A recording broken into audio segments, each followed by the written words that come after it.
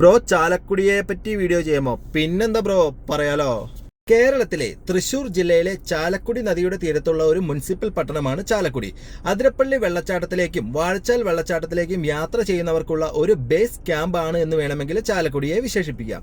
ചാലക്കുടി പട്ടണം ദേശീയപാത 544 കൊച്ചി നഗരത്തിൽ നിന്നും ഏകദേശം 47 കിലോമീറ്റർ വടക്കും തൃശൂർ നിന്നും ഏകദേശം 30 കിലോമീറ്റർ തെക്കുമായിട്ടാണ് സ്ഥിതി ചെയ്യുന്നത്.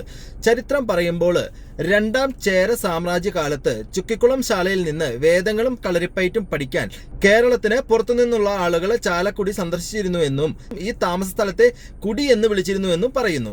ശാല, കുടി എന്നീ 2 പദങ്ങൾ കൂടി ചേർന്നാണ് പിന്നീട് ചാലക്കുടി എന്നായി മാറ്റപ്പെട്ടു എന്നാണ് പറയപ്പെടുന്നത്.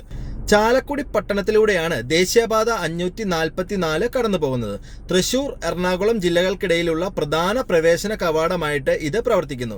സംസ്ഥാന പാതകളായ SH21, SH51, SH61 എന്നിവയാണ് മറ്റു പ്രധാന റോഡുകൾ. അതിൽ 50 കിലോമീറ്റർ പൂർണ്ണമായും സംരക്ഷിത വനമേഖലയിലൂടെ കടന്നു പോകുന്നു.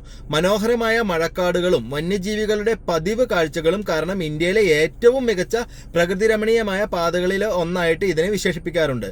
അതിരപ്പള്ളി വെള്ളച്ചാട്ടവും വാഴച്ചാൽ വെള്ളച്ചാട്ടവും ഈ പാതയിലാണ് സ്ഥിതി ചെയ്യുന്നത്. അതിപ്രാചീന കാലം മുതൽ കേരളത്തിലെ പ്രധാന തുറമുഖമായിരുന്ന മുസീരിസുമായി നദീമാർഗ ബന്ധമുള്ള ഒരു പ്രദേശമായിരുന്നു ചാലക്കുടി. ചാലക്കുടി വനാന്തരങ്ങളിൽ നിന്ന് മരങ്ങൾ തീരത്തെത്തിക്കാൻ ചാലക്കുടി പുഴ ഉപയോഗിച്ചിരുന്നു എന്ന് പറയപ്പെടുന്നു. സംഘകാലങ്ങളിൽ ഈ പ്രദേശം അടവൂർ എന്ന ഗ്രാമത്തിന്റെ ഭാഗമായിരുന്നു. 17-18 നൂറ്റാണ്ടുകൾ വരെ ഈ പ്രദേശം കൊടശ്ശേരി നാട് എന്നാണ് അറിയപ്പെട്ടിരുന്നത്. ഇക്കാലത്ത് കൊച്ചി രാജ്യത്തിന് കീഴിലായിരുന്നു ഈ പ്രദേശം. 17-ാം നൂറ്റാണ്ടിൽ കൊച്ചി രാജ്യത്തെ പ്രദേശങ്ങളെല്ലാം 5 പ്രവിശ്യകളായി തിരിക്കപ്പെട്ടു. തലപ്പിള്ളി, തൃശ്ശിവ, പേരൂര്, മുകുന്ദപുരം, ആലുവ, കണയന്നൂർ എന്നിവയാണ് അവ. ഇവ 5 കൈമൾമാർ എന്നറിയപ്പെടുന്ന നാടുവാഴികളാണ് ഭരിച്ചിരുന്നത്. ചാലക്കുടിയുടെ അധികാരമുണ്ടായിരുന്ന കൈമൾമാർ കൊടശ്ശേരി കർത്താക്കൾ എന്നറിയപ്പെട്ടിരുന്നു. ഇരിങ്ങാലക്കുട അമ്പലം തച്ചുടയ കൈമൾമാരും ഭരിച്ചു പോന്നു എന്നാണ് ചരിത്രം പറയുന്നത്. നിരവധി യാഗങ്ങൾക്ക് മറ്റും അക്കാലത്ത് ചാലക്കുടി പുഴ സാക്ഷ്യം വഹിച്ചിട്ടുണ്ട്. ക്രിസ്തുവർഷം 800-നും 1100-നും ഇടയ്ക്ക് അടുത്ത പ്രദേശമായ അങ്കമാലിയിലെ പ്രസിദ്ധമായ മൂഴിക്കുളം യാഗശാലയിൽ ആയുധം, വേദം എന്നിവ പഠിക്കാനായിട്ട് നിരവധി വിദ്യാർത്ഥികൾ അവിടെ എത്തിയിരുന്നു. അവർക്ക് താമസം ഒരുക്കിയിരുന്നത് ചാലക്കുടി പുഴയുടെ തീരങ്ങളിലായിരുന്നു. ഇത് കുടി എന്ന പേരിൽ അറിയപ്പെട്ടു. അന്നത്തെ നമ്പൂതിരി പാഠ്യശാലകൾ ശാല എന്നാണ് അറിയപ്പെട്ടിരുന്നത്. ആദ്യ കാലങ്ങളിലെ പെന്നെ എന്നാണ് ചാലക്കുടി പുഴ അറിയപ്പെട്ടിരുന്നത്. ബ്രിട്ടീഷ് ഭരണ കാലഘട്ടത്തിൽ കൊച്ചിയെപ്പറ്റി ഗ്രന്ഥം എഴുതിയിട്ടുള്ള മത്സ്യശാസ്ത്രജ്ഞനായ ബ്രിട്ടീഷുകാരനായ ഫ്രാൻസിസ് ഡേയുടെ വിവരണങ്ങളിൽ കൊടശ്ശേരി ഡിവിഷനും ചാലക്കുടിയും വരുന്നുണ്ട്. കൈമൾ 1706 വരെ സാമൂതിരിയുടെ കോയ്മ അംഗീകരിച്ചിരുന്ന ആളായിരുന്നു. കൊടശ്ശേരി കൈമളിന് ഇവിടെ ഒരു ചെറിയ കൊട്ടാരം ഉണ്ടായിരുന്നതായിട്ട് പറയപ്പെടുന്നുണ്ട്. 125 കണ്ടി കുരുമുളക് ഇവിടെ വിളഞ്ഞിരുന്നു എന്നും ഫ്രാൻസിസ് ഡേയുടെ അഭിപ്രായത്തിൽ ഏറ്റവും മികച്ച ഏലവും മെഴുകും ഇവിടെ നിന്നാണ് ലഭിച്ചിരുന്നത് എന്നും പറയുന്നു.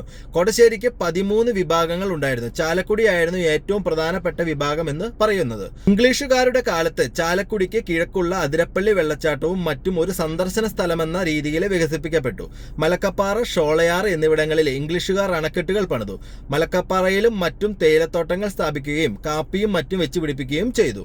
ആധുനിക ചരിത്രം പറയുമ്പോൾ ചാലക്കുടി പണ്ട് മുതലേ രാഷ്ട്രീയ പ്രബുദ്ധതയുള്ള നാടായിരുന്നു.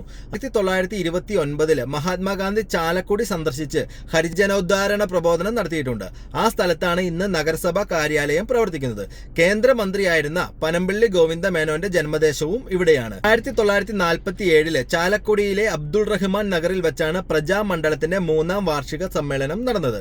ആ സമ്മേളനത്തിൽ മദ്രാസ് പ്രവിശ്യയിലെ മന്ത്രിയും മുൻ രാഷ്ട്രപതിയുമായ VV ഗിരി, ബ്രിട്ടീഷ് ഇടക്കാല സർക്കാരിൽ മന്ത്രിയും ഇന്ത്യയുടെ ആദ്യത്തെ രാഷ്ട്രപതിയുമായിരുന്ന ഡോക്ടർ രാജേന്ദ്ര പ്രസാദ് എന്നിവർ പങ്കെടുക്കുകയുണ്ടായി. ചാലക്കുടി ഉൾപ്പെട്ട മുകുന്ദപുരം ലോകസഭാ മണ്ഡലം മാറ്റങ്ങൾ വരുത്തി രൂപീകരിച്ചതാണ് ചാലക്കുടി ലോകസഭാ മണ്ഡലം. ചാലക്കുടിയെ പറ്റി പറയുമ്പോൾ ഒരിക്കലും നമുക്ക് മറക്കാൻ പറ്റാത്ത ഒരാളുണ്ട്, നമ്മുടെ സ്വന്തം കലാഭവൻ മണിച്ചേട്ടൻ. ചലച്ചിത്ര രംഗത്തും മറ്റും സജീവമായി നിൽക്കുമ്പോഴാണ് 2016 മാർച്ച് 6 തികച്ചും അപ്രതീക്ഷിതമായിട്ട് മണിച്ചേട്ടൻ മരണത്തിന് കീഴടങ്ങിയത്.